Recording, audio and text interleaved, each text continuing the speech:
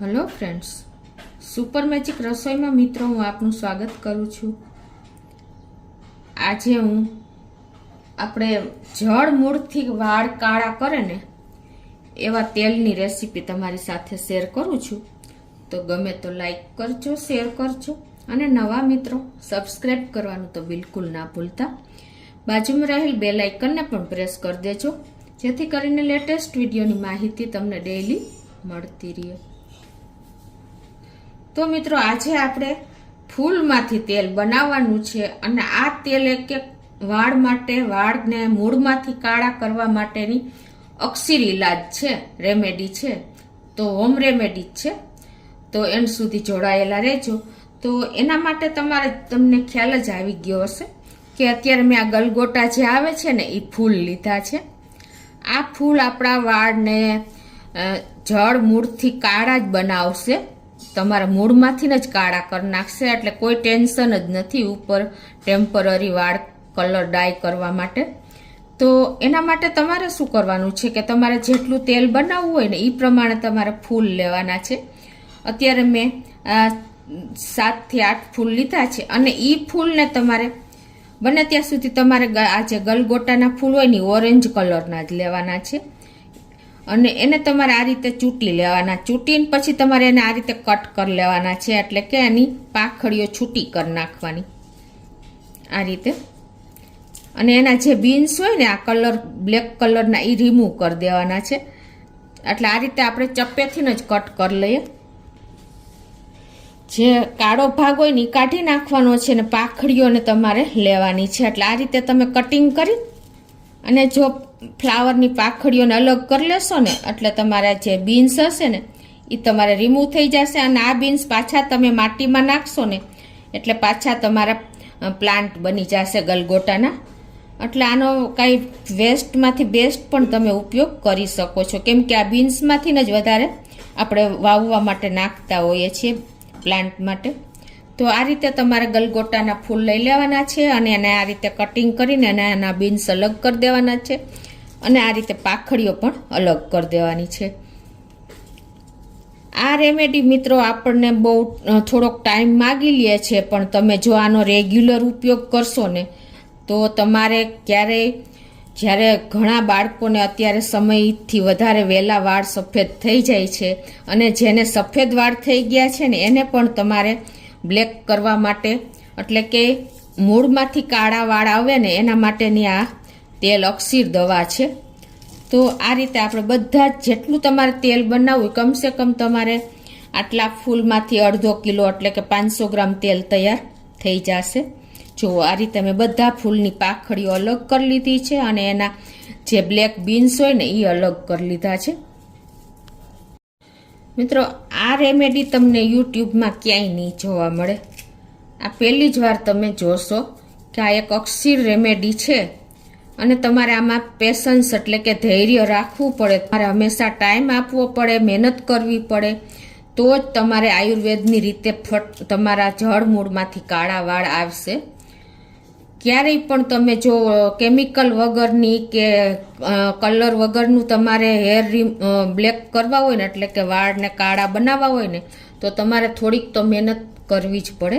તો આ રીતે જો આપણે બધી પાંખડીઓને ચૂંટી લીધી છે અને હવે શું કરવાનું છે, તો આ રીતે જો આપણે બધી પાંખડીઓને છૂટી કરી લીધી છે। હવે આનો ઉપયોગ આપણે તેલ બનાવવામાં કઈ રીતે કરવો એ પણ બતાવી દઉં।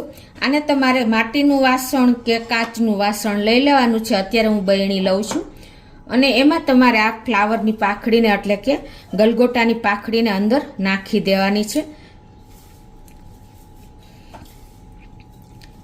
આમ જોઈએ તો મિત્રો કાંઈ મહેનત પણ નથી, પણ તમારે ટાઈમ આપવો પડે।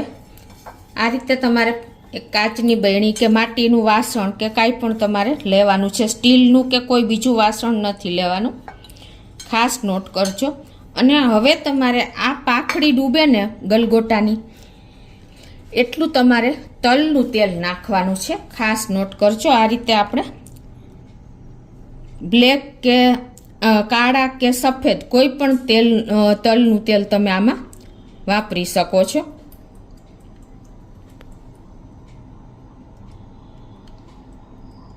ડૂબે ને એટલું તમારે તેલ નાખી દેવાનું છે.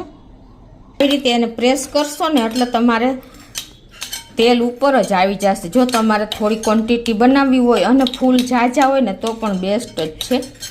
તો જો આવી રીતે આપણે તેલ ઉપર આવી ગયું છે પાખડીની ઉપર. અને હવે આને તમારે શું કરવાનું, ઢાંકણ નથી ઢાંકવાનું, પણ તમને આગળ બતાવું કે આમાં તમારે કોઈ પણ કોટનનું કપડું લઈ લેવાનું છે. આને માથે તમારે આ રીતે કોટનનું કપડું રાખી અને પછી તમારે આવી રીતે એને રબર લગાવી લેવાનું છે, એટલે કે રબર બેન્ડ કરી દેવાનું છે.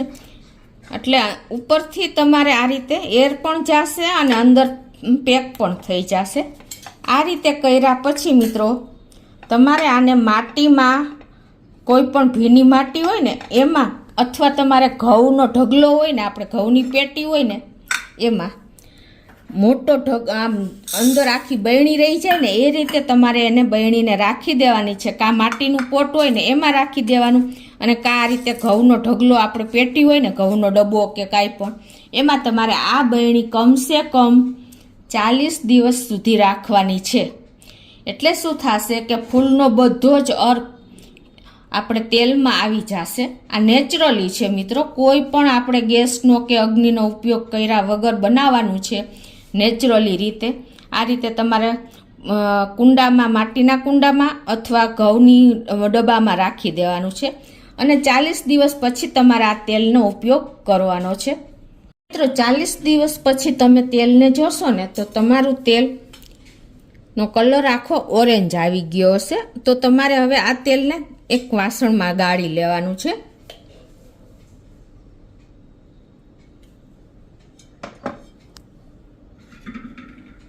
આવી રીતે પ્રેસ કરી અને તમારે તેલને લઈ લેવાનું છે ફૂલની પાંખડીમાંથી. જુઓ આ રીતે તમારે 40 દિવસ થશે ને એટલે આ જે કેસરી કલરના આપણા ગલગોટા છે ને એનો બધો જ અર્ક, એટલે કે બધી જ ફ્લેવર તેલમાં આવી જશે. જો કલર જુઓ તેલનો, આપણે સફેદ તલનું તેલ વાપર્યું હતું.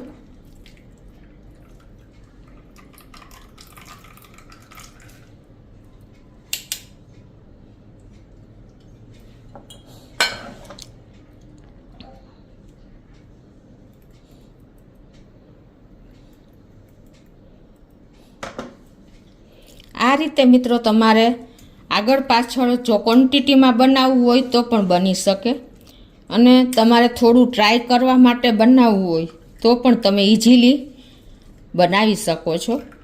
ટાઈમ તમારે આપવો પડે, મેઇન એ છે આ તેલ બનાવવામાં.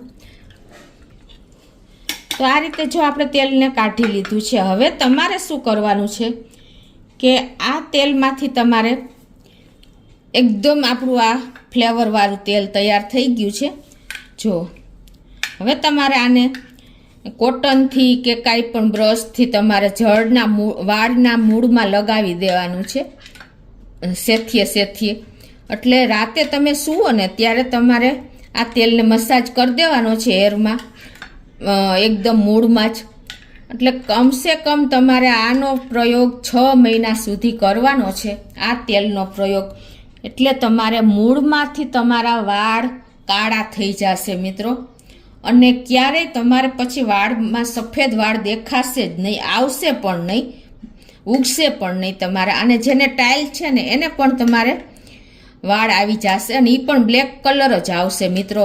મૂળમાંથી જો સફેદ વાળને કાળા કરવા હોય ને તો તમારે આટલું કામ કરવું પડશે અને ટાઈમ આપવો પડશે 40 દિવસનો, અને 6 મહિના સુધી તમારે આ પ્રયોગ કરવો પડશે. તો તમારે મૂળમાંથી સફેદ વાળને કાળા કરવા માટેની મેં આજે હોમ રેમેડી તમારી સાથે શેર કરી છે. તમને યુટ્યુબમાં ક્યાંય પણ જોવા નહીં મળે. આ એક અક્ષીર જ દવા જ કહેવાય. તો ચોક્કસ દરેક બહેનો ભાઈઓને આ વિડીયો ઉપયોગી જ થશે. મિત્રો આટલી મહેનત કરી છે તો તમે હવે જે નવા મિત્રો છે ને એ સબસ્ક્રાઈબ કરવાનું ના ભૂલતા અને લાઈક કરવાનું પણ ના ભૂલતા. તો ચોક્કસ તમને આ વિડીયો ઉપયોગી થશે. ગમે તો લાઈક કરજો, શેર કરજો, અને નવા મિત્રો સબસ્ક્રાઈબ કરવાનું તો હવે બિલકુલ ના ભૂલતા.